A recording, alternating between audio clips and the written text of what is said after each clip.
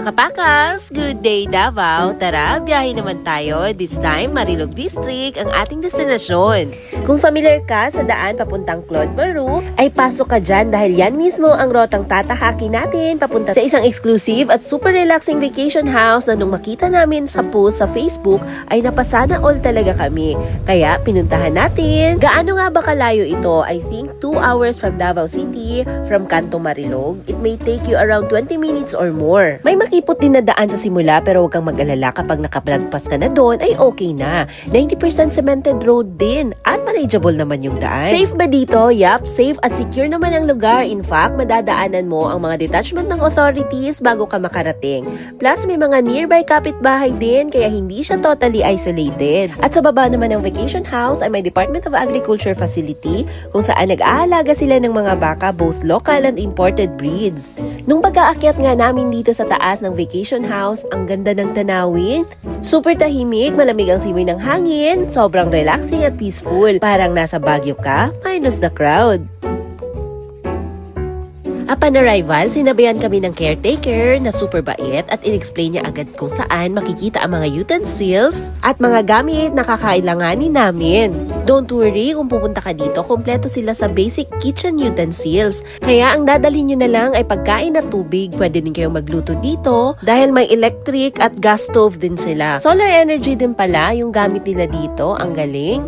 Nakakatipid talaga sa kuryente. Pwede din kayong magdala ng meats at perishable goods dahil may ref naman din sila dito. Kung may kulang ang ingredients, gaya ng bawang, sibuyas or mantika, may tindahan sa baba kung saan pwedeng mamili sa mga locals. Hindi din kayo magkakaproblema sa water supply dito dahil malakas din ang tubig nila dito. Yung caretaker pala ay hindi matutulog sa mismong area kaya exclusive nyo ang buong lugar. Pero iiwanan niya sa inyo yung two-way radio para matawagan nyo siya sakaling may kailangan kayo. Kaya kung gusto mong makataka sa city life, mararamdaman ang cool breeze at mag-unwind kasama ang family or barkada, the Star in the Sky Vacation House dito sa Marilog is a solid option. Hindi lang siya Instagrammable, sulit na sulit din ang experience. Lalo pat maulan ang araw na yan, napakasarap magmuni-muni.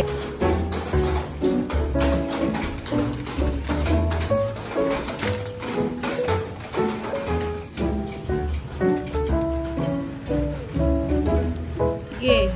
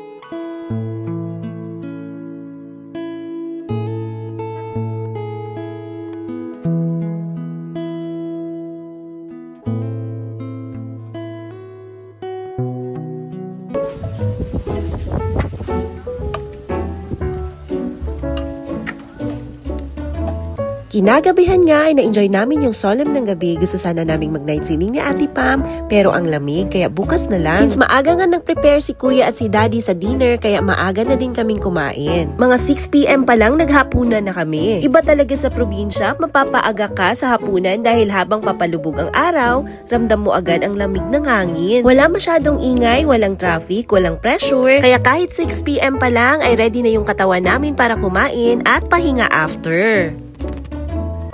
Pagkatapos namin kumain, syempre hindi pwedeng mawala ang bonding time. At nag-bonfire kami, buti na lang andito si Kuya Jordan, mabilis siyang gumawa ng apoy. Nagkwentuhan lang kami dito, tawanan at may konting hugot moments. Syempre hindi mawawala yan kapag malamig ang gabi at may apoy sa harap. Walang cellphone, walang wifi, pure connection lang with people and with nature.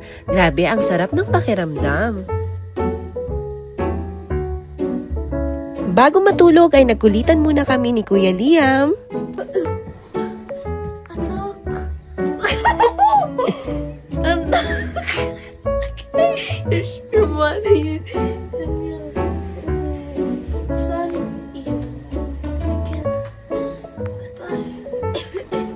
Kinabukasan ay itong view ang bubungad sa'yo. Napakaganda, diba? Maaga nga kaming gumising ni Daddy dahil gusto naming masaksihan yung Sea of Clouds. Pero nagtago sila lahat sa likod ng bundok ngayon. Pero sabi nung may-ari, may mga panahon na makikita mo talaga yung Sea of Clouds dito.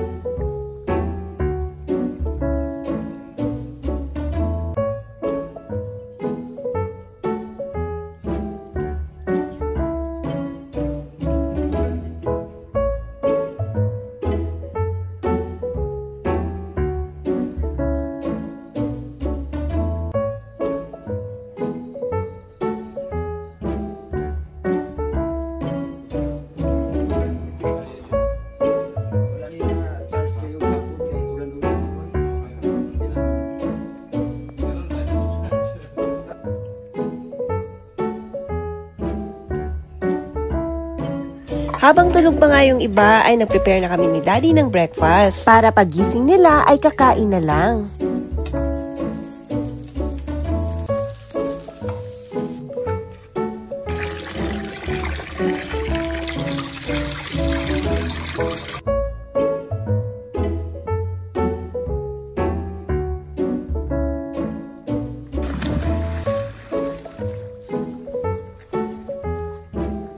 Mamahaw na ta.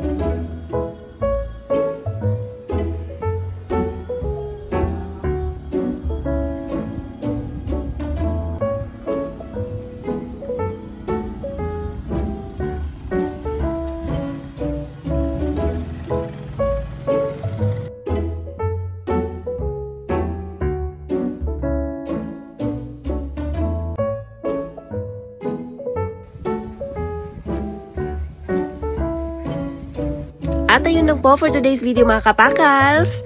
Bye!